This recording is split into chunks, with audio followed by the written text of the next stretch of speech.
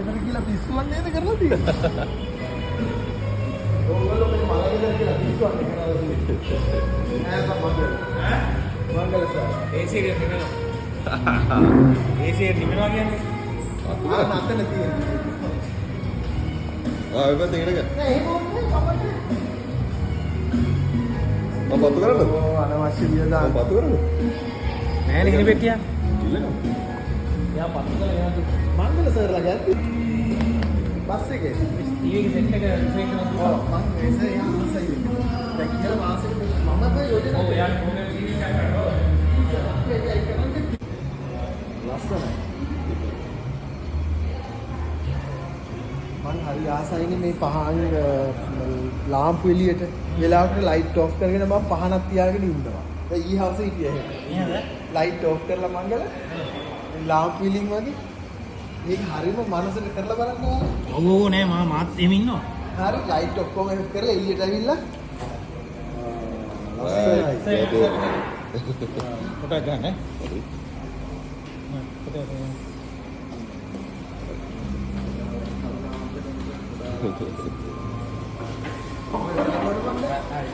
ඉතින් ප්‍රාර්ථනාවක් කරගෙන ඉදිරි අවුරුද්දේ මේ මහාචාර්යවරයෙක් වෙන්න කියලා මේ අවුරුද්ද ඇතුලේ දැන් 47යි.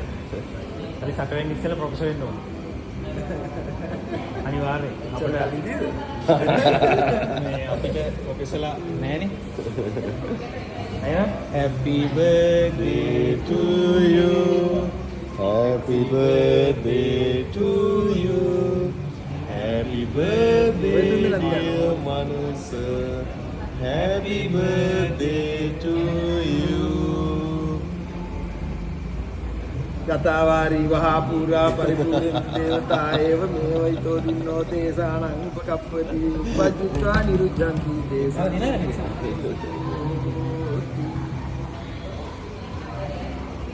ප්‍රශ්න මොකක්ද නැහැ. හරි. අපේ. ඒක තුන බේවා. හරි. මංගලස. මංගලස. ඔව් හරි.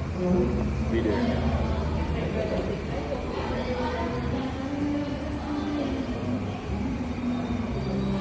මම කවන්න දැන්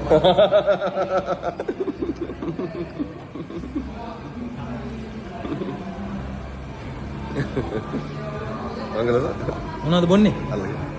ප්ලේට් එක පොඩ්ඩක් මොනවද බොන්නේ ගන්නේ? ඉතින් මේ බව දන්නවනේ ඔය තුන් දෙනා